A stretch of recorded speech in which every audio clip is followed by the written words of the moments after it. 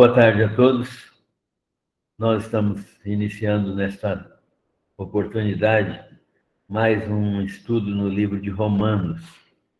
E nós hoje vamos estudar o capítulo 11, alguns versículos do capítulo 11. E nós estamos passando por essa carta do apóstolo Paulo, aprendendo sobre a graça e a misericórdia de Deus. Nós vamos dar início orando e lendo o texto bíblico que se encontra em Romanos 11, os versículos de 1 a 14. Romanos 11, de 1 a 14. Então, nós vamos dar início lendo e depois orando. O texto diz assim: Pergunto, pois, terá Deus, porventura, rejeitado o seu povo? De modo nenhum. Porque eu também sou israelita, da descendência de Abraão, da tribo de Benjamim. Deus não rejeitou o seu povo, a quem de antemão conheceu.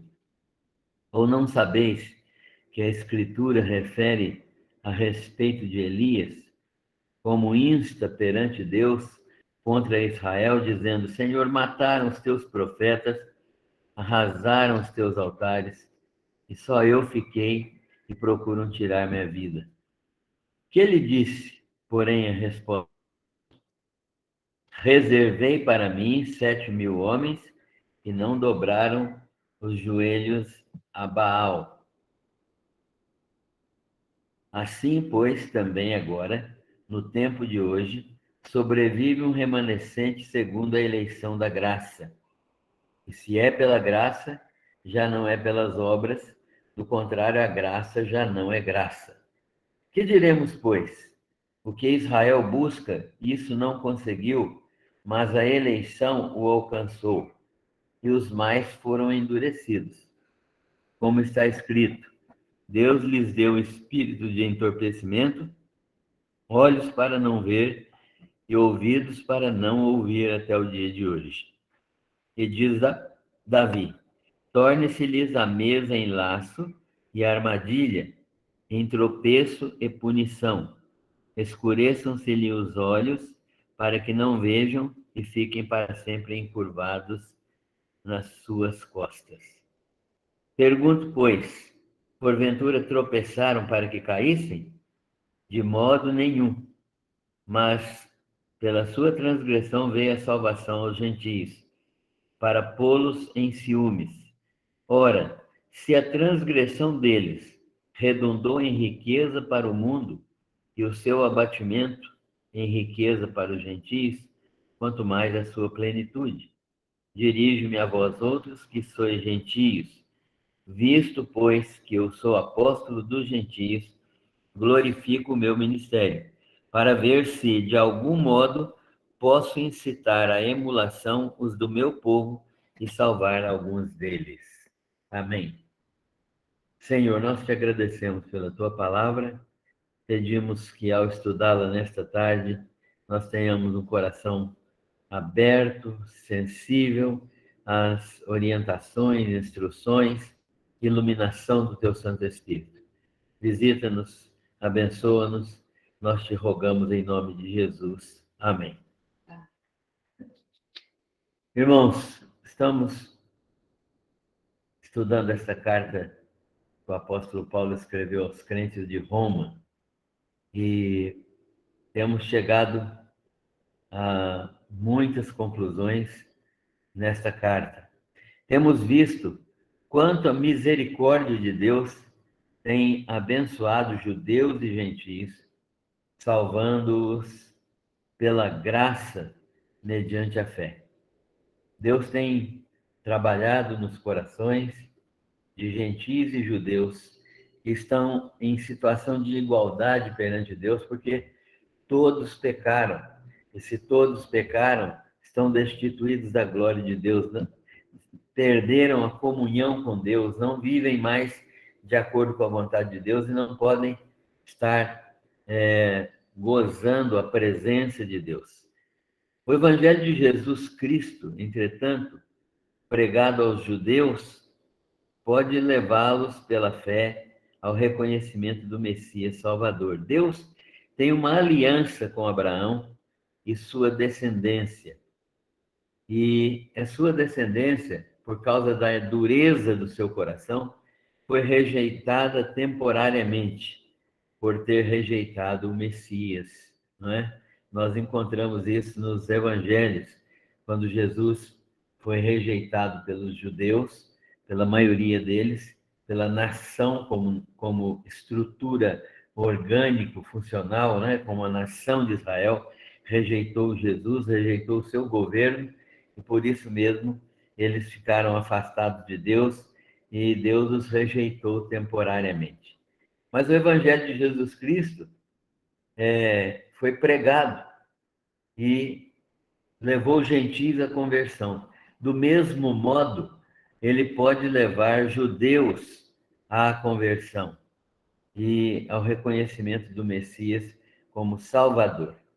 Portanto, para isso, esse Evangelho deve ser anunciado a tempo e fora de tempo. E a resposta a este Evangelho é da responsabilidade de cada um. E a responsabilidade deste anúncio do Evangelho, hoje, é da Igreja de Jesus Cristo.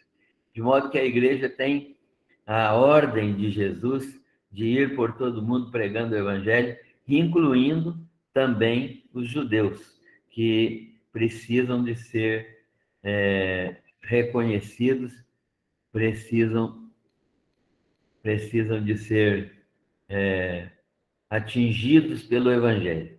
O Evangelho de Jesus Cristo é pregado a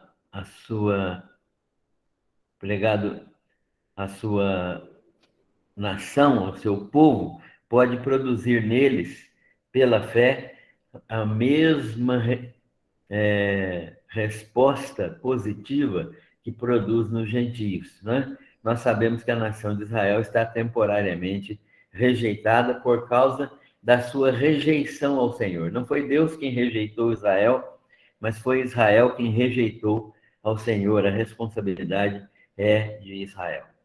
Mas há um apelo missionário para que a Igreja do Senhor Jesus Cristo anuncie este evangelho a todo mundo, incluindo os próprios judeus. E é uma tarefa da Igreja anunciar o evangelho.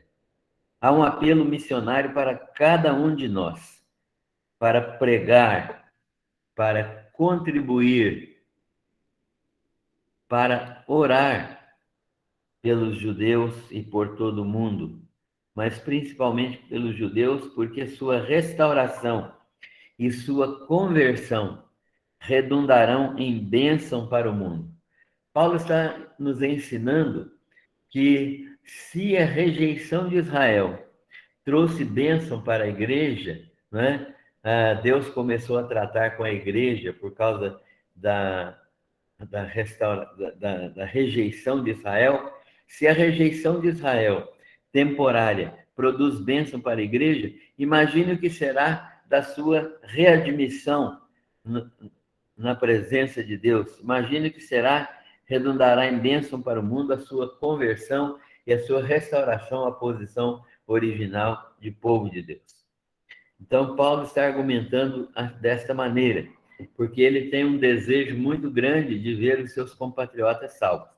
Mas Paulo fala também de um remanescente fiel, de modo que Deus continua fiel aos judeus, nem que seja um grupo menor, né? Um grupo realmente de convertidos, porque a nação sempre foi considerada, a nação de Israel sempre foi considerada como o remanescente fiel, né? Não totalmente, não todos os judeus, mas os judeus fiéis, né? Mesmo no tempo de Cristo e antes do tempo de Cristo, no tempo de Elias, quando Elias disse aos profetas, disse a Deus que os profetas de Baal tinham tomado todas as posições, que ele estava sendo perseguido, não tinha mais ninguém junto dele, Deus disse para ele: não, eu ainda não, ainda reservei para mim 7.000 homens que não dobraram seus joelhos diante de Baal. Então Deus sempre teve um remanescente fiel, né? E esse remanescente fiel é ao qual Deus mantém fidelidade também por causa da sua aliança com Abraão, uma aliança pactual inquebrável diante da pessoa de Abraão, né, que foi o primeiro, o pai da nação judaica. Paulo está então falando do futuro de Israel e quer responder agora sobre o futuro desse povo judeu. Deus rejeitou o seu povo? É a pergunta de Paulo, né? Deus rejeitou o seu povo? Nós lemos isso no capítulo 11, do versículo 1 ao 14. Deus rejeitou o seu povo e Paulo mesmo responde: de modo nenhum. E ele responde com uma firmeza muito grande, como uma expressão de verdadeira negação. Deus não rejeitou o seu povo. Ao tratar agora com os gentios, Deus teria deixado a aliança? Não. Deus não quebrou a sua aliança feita com Abraão, Isaque e Jacó, porque Deus não quebra seus pactos. O pacto de Deus com Abraão foi feito sob juramento. O próprio Deus jurou, e não tendo nada mais alto por que jurar, jurou por si mesmo. E Deus então cumpre esse juramento porque é sua palavra de fidelidade. A fidelidade a Ele mesmo, a fidelidade ao seu próprio caráter, à sua própria pessoa, à sua própria divindade. Paulo, então, mesmo responde enfaticamente a essas perguntas. De modo nenhum, Deus deixou de tratar com o povo de Israel. E aí ele cita um exemplo. O primeiro exemplo que ele cita é dele mesmo. Eu também sou israelita. Sou descendente de Abraão, da tribo de Benjamim. Sou judeu de judeus. Sou israelita de israelitas. Deus não rejeitou Israel, pois Deus conheceu de antemão, né? Deus conheceu Israel de antemão. Foi Deus quem escolheu Israel de antemão. Portanto, Deus não pode ter rejeitado Israel, porque Israel foi escolhido antes de Israel poder fazer uma escolha. Não foi Abraão que escolheu Deus, mas foi Deus que escolheu Abraão. É claro que Abraão depois manifestou fé naquele Deus que se tinha revelado a ele, né?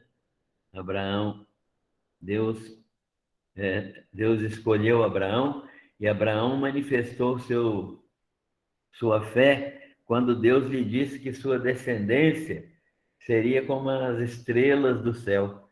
E ele, mesmo sem ter um filho, e Sara já em menopausa, ele acreditou que alguém da sua descendência, que nascesse de si mesmo, poderia ser o seu descendente. Então, Deus fez uma aliança com Abraão e prometeu a ele as bênçãos que nós já conhecemos, né? Deus chamou Abraão para se tornar uma bênção para todas as nações. Deus não rejeitou Israel, foi Deus que conheceu Israel de antemão. Ele escolheu Israel. Como no tempo do profeta Elias também, é um segundo exemplo que Paulo dá. O primeiro exemplo foi dele mesmo. Eu sou israelita e Deus me escolheu. Então, Deus está tratando com o povo de Israel. E segundo exemplo, é o exemplo que nós já citamos. Como no tempo do profeta Elias, a quem Deus diz, reservei para mim 7.000 que não dobraram seus joelhos a Baal. Ou seja, Deus tem sempre um remanescente fiel ao qual ele entrega o cumprimento da sua palavra. Esse cumprimento da sua palavra vai se cumprir nesse remanescente fiel. Portanto, nesse tempo agora, Deus tem também um remanescente segundo a eleição da graça. Paulo está argumentando com os crentes de Roma exatamente isso, que há gentis ali que vão se converter, porque Deus é gracioso para com gentis, mas há também judeus que vão ser convertidos, porque Deus é gracioso e mantém um remanescente fiel segundo a eleição da graça, ou seja, que não é pelo que os judeus são, descendência física de Abraão, mas pelo fato de serem descendentes espirituais de Abraão. Então, judeus e gentis precisam de ser descendentes espirituais de Abraão, não é? Os judeus estavam confiando na sua descendência física. Os judeus disseram para Jesus: temos por pai a Abraão. Jesus falou com eles: olha, até dessas pedras Deus pode suscitar filhos a Abraão, porque era exatamente esta argumentação. Vocês precisam demonstrar com fé e com comportamento transformado que vocês são filhos espirituais de Abraão. Portanto, neste tempo agora, Deus tem também um remanescente segundo a eleição da graça. E a igreja hoje também precisa pregar o evangelho a judeus e gentios, porque os judeus estão prontos agora, mais prontos do que antes, a receber Jesus como Messias. Aliás, tem um grupo grande de judeus messiânicos que acreditam em Jesus, que creem nele e o recebem como Messias prometido. Paulo está dizendo então isso: como eu, Paulo, muitos têm sido alcançados pelo evangelho da graça de Cristo. E se já é pela graça, se já é a graça de Cristo que nos salva, então não é pelas obras. Paulo está argumentando com aqueles crentes de Roma, que eram judeus, e com outros judeus que frequentavam a igreja em Roma e as sinagogas, que não é pelas obras da lei que os judeus são salvos. A lei existe, a lei é boa, justa e perfeita, a lei é fundamental, ela manifesta o padrão moral de Deus, mas ela apenas aponta o pecado e não pode solucionar o problema do pecado. O problema do pecado é solucionado pela manifestação graciosa de Deus. Deus mandou seu Filho, Jesus Cristo, morrer como o cordeiro que tira o pecado do mundo, para que aqueles que creem nele e recebem o sacrifício dele como sacrifício feito no seu próprio lugar, no lugar de cada um de nós, então estes são salvos, e esta é uma obra da graça de Deus que é recebida por meio da fé. Então, a salvação não é pela fé, como muitas pessoas têm acreditado, né? Que é só pela fé. A Bíblia fala em alguns aspectos, mas a Bíblia se completa. A salvação é obra da graça de Deus por meio da fé. Paulo fala isso aos Efésios: pela graça sois salvos por meio da fé. E aquele versículo completa, então, o raciocínio. Nem só pela graça, nem só pela fé, mas pela graça mediante a fé. Não é pelas obras para que ninguém se glorie, não é? Mas é pela fé na obra graciosa que Deus fez e que nós não merecemos, que os judeus não merecem, mas que nós recebemos pela misericórdia e pela graça de Deus. Porque se for por obras, não existe graça. Se Deus recebesse a minha obra como salvação, a salvação não seria uma oferta de Deus, seria um pagamento. Eu estaria merecendo o pagamento, né? Se eu estou andando em obediência à lei e obedeço a tudo que Deus diz, então Deus é meu devedor. E se ele é meu devedor, ele tem que me salvar. Não é isso que a Bíblia ensina. Muita gente pensa dessa maneira. Mas se obedecer à lei, Deus salva. Não. Por quê? Porque não há obediência à lei. Né? Ninguém consegue andar em obediência à lei. Israel buscava a justificação pela lei por suas obras e não conseguiu exatamente por isso. Por quê? Porque a lei demonstra o pecado. A lei revela que nós somos pecadores, que nós não somos competentes para obedecê-la. A lei demonstra a nossa natureza pecaminosa. A lei estabelece que verdadeiramente nós não temos competência para atingir a vontade perfeita de Deus. Então Israel buscava a justificação pela lei por suas obras e não conseguiu. Mas a muitos judeus a eleição os alcançou. Os apóstolos, os primeiros crentes de Jerusalém, crentes das sinagogas das outras cidades onde o evangelho foi pregado. Então, muitos judeus creram. A igreja primitiva foi constituída basicamente de judeus. Então, os judeus que creram receberam a salvação pela graça, mediante a fé. E os demais, os outros que não receberam, permaneceram endurecidos. Deus trabalha no coração deles, mas eles permanecem endurecidos, como Isaías profetizou, como Davi também profetizou a respeito deles. Isaías deu-lhes olhos para não ver e deu-lhes ouvidos para não ouvir, né? Um coração endurecido. Povo que honra a Deus com os lábios, mas o coração está longe dele. Então, essa rejeição, por meio da qual os judeus estão sendo endurecidos agora, permanecem endurecidos, é uma rejeição temporária, porque Deus certamente vai voltar a lidar com a nação de Israel por causa das promessas feitas a Abraão, Isaque e Jacó. Mas há um segundo aspecto neste texto que nós lemos, que é a rejeição de Israel não é final. Acabamos de dizer isso, né? A rejeição de Israel não é final, ou seja, Deus não rejeitou Israel e pronto, né? Por causa da rejeição temporária de Israel. Porque Israel rejeitou a Jesus, né? Deus também rejeitou temporariamente a Israel. Nós vimos que Deus não rejeitou todo Israel, rejeitou o Israel que rejeitou a Deus, porque, na verdade, Deus está tratando com o remanescente fiel, e ao remanescente fiel as promessas estão sendo cumpridas. Mas a rejeição de Israel não é uma rejeição final. Seu tropeço é causa de queda, não é causa de queda definitiva. O apóstolo Paulo está perguntando aí, porventura tropeçaram para que caíssem? Né? O tropeço deles foi causa de queda definitiva? É isso que Paulo está perguntando. Não, não foi causa de queda definitiva. Se fosse causa de queda definitiva, não adiantaria nem pregar o evangelho para eles. Mas não é causa definitiva de queda, é uma causa temporária, né? Seu tropeço é uma causa de queda temporária, não definitiva. Não é um caso de perda de posição diante de Deus. Eles não perderam a sua posição diante de Deus.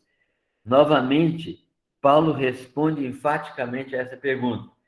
Não, de modo nenhum. Eles não tropeçaram para cair definitivamente. A queda deles não foi uma queda definitiva. Ainda há esperança para Israel, porque Deus vai tratar com esta nação. Mas Deus, então,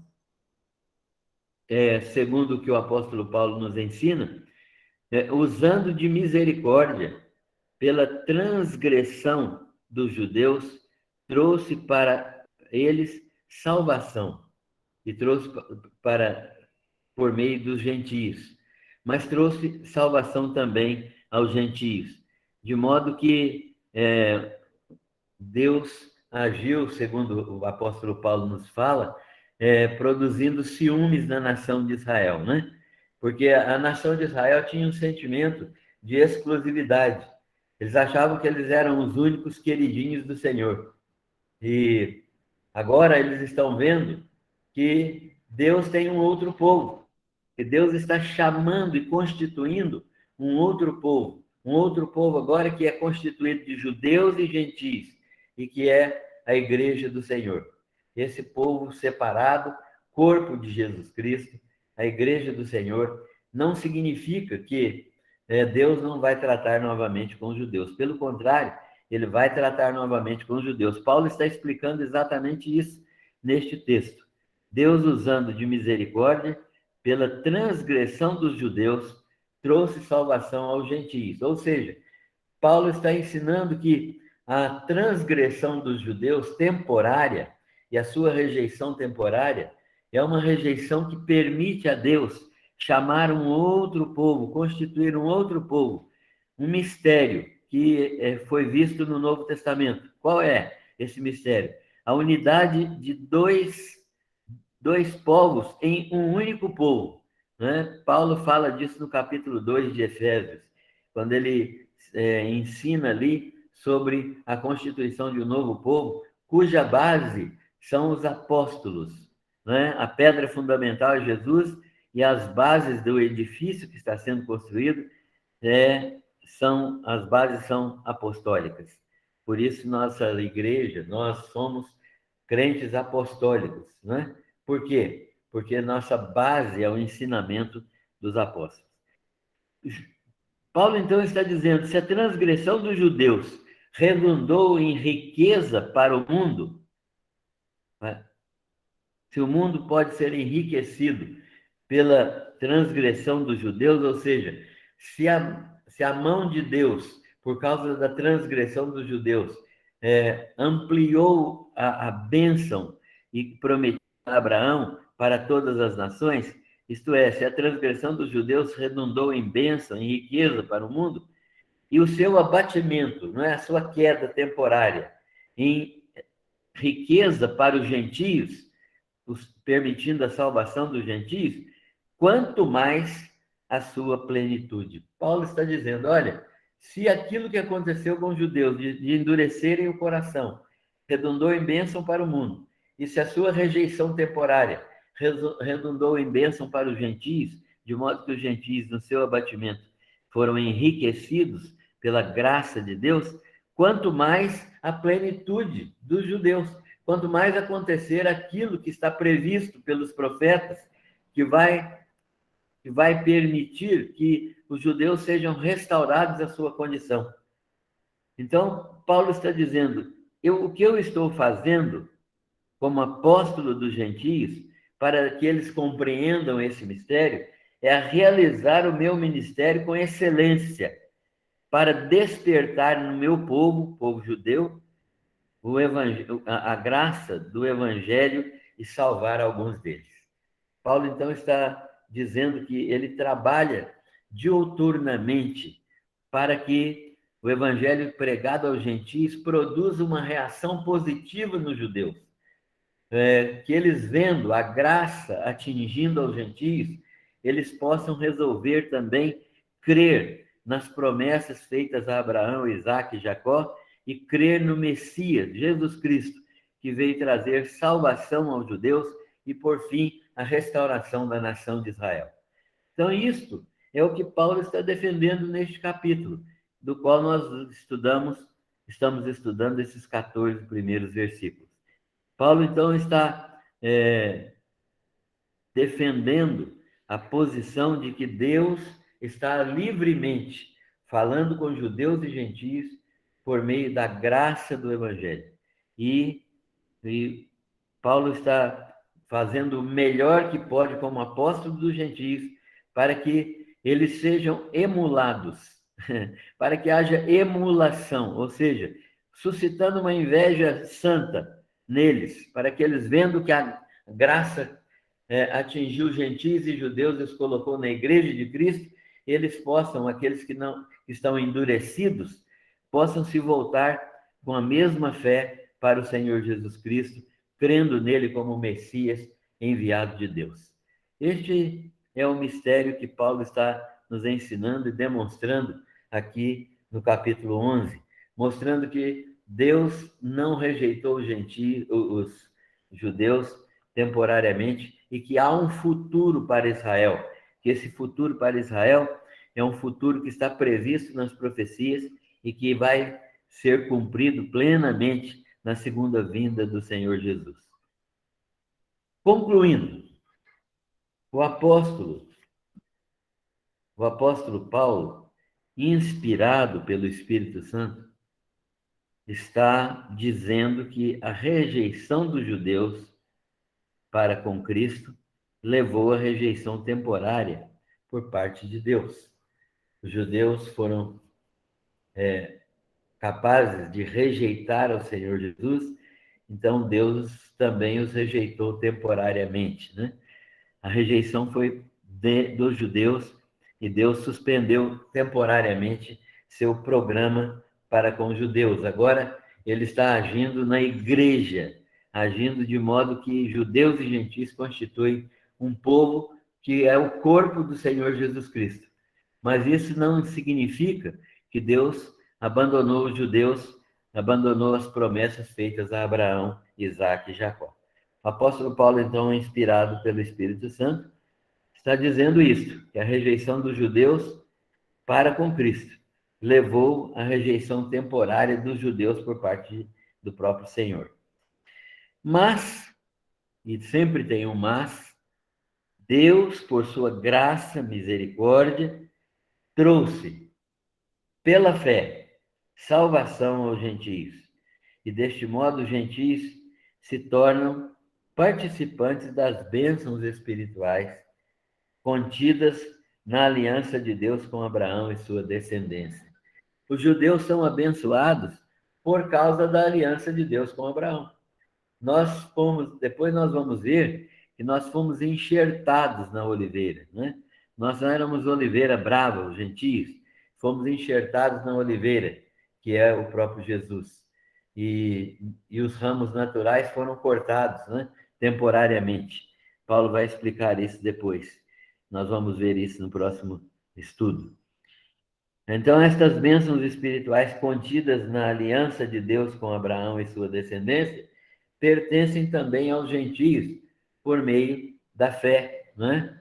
Pertencem aos gentios também por meio da graça, mediante a graça e por meio da fé que Deus determinou que fosse dada também aos gentios.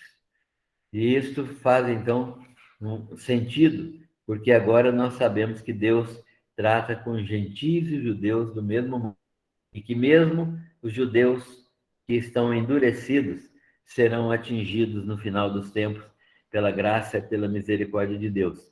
E que hoje Deus está tratando com os judeus por meio de um remanescente fiel, esse remanescente que acredita na graça de Deus e pela fé recebe Jesus Cristo como o Messias, o ungido de Deus. Nós podemos concluir, então, com algumas questões para refletir. A primeira questão para refletir que nós temos aqui é: qual o papel da Igreja de Cristo diante desta realidade? Disso que nós estudamos, de ver que judeus e gentios são participantes do mesmo corpo, o corpo de Cristo, neste momento, e que os judeus que estão em rejeição ao Senhor Jesus, que foram capazes de rejeitar o pacto de Deus com Abraão, eles também serão tratados e vai haver um remanescente fiel que estará recebendo a manifestação da graça de Deus, e Deus vai finalmente salvar a nação de Israel de um modo específico, quando Israel estiver para ser destruída pelo anticristo no final da tribulação. Pois nesse tempo, Israel estará sendo cercada, Jerusalém estará sendo cercada para ser destruída de uma vez por todas. Porque se isso acontecer, promessas de Deus feitas pelos profetas não poderão ser cumpridas. A nação de Israel precisa estar viva e precisa estar restaurada a sua condição nacional para que promessas de Deus sejam cumpridas na nação de Israel. Então, o papel da igreja, neste caso, é evangelizar o mundo e evangelizar os judeus. Muito tempo se passou em que os judeus não eram evangelizados. Pelo contrário, a igreja cristã da Idade Média perseguiu e matou muitos judeus, infelizmente.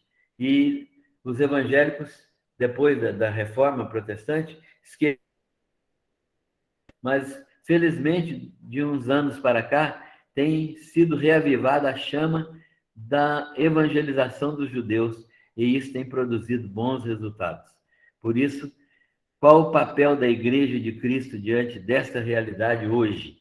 Evangelização dos judeus, do mundo e evangelização dos judeus. E que nós precisamos que a graça do Senhor nos ajude a sermos instrumentos de evangelização dos judeus. Quando pouco, cooperando com missões, não é? Contribuindo com missões e orando por missões. Quando pouco. Quando muito, não é? Podemos fazer muitas coisas, podemos evangelizar amigos judeus, escrever para amigos judeus, podemos ser instrumentos de Deus na vida dessas pessoas. E aí, diante dessa pergunta, nós precisamos reduzir essa pergunta mais ainda. Qual é o meu papel, em particular, nesta obra de evangelização? Então, orar, compartilhar, contribuir, pregar. Eu preciso fazer estas coisas.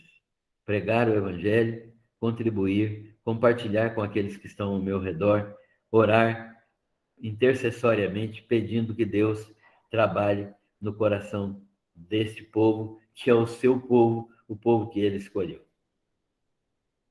Terceiro, como compreender a rejeição temporária dos judeus? Como compreender isso? Rejeição temporária dos judeus. Por que é que Deus rejeitou temporariamente os judeus? A melhor pergunta não é essa. Como compreender por que os judeus rejeitaram temporariamente o Senhor, né? Nós precisamos entender isso como parte do plano de Deus para dar origem e existência real à Igreja do Senhor Jesus Cristo. A obra de Deus é misericordiosa e nós estamos vendo que nesta aparente queda dos judeus, Deus manifestou sua misericórdia e trouxe à luz um povo constituído de gentios e judeus, que é a igreja. Então, como compreender a rejeição temporária dos judeus?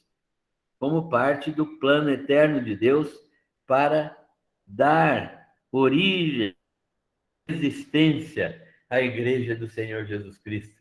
A igreja do Senhor Jesus Cristo é um presente de Deus para o seu filho. É o corpo do cabeça, né? É o edifício que está sobre a base, que é a pedra angular, que é Jesus. Então, é o noivo, é a noiva que é dada ao noivo. Então, nesse sentido, nós precisamos entender que a igreja é um presente de Deus para seu filho Jesus Cristo.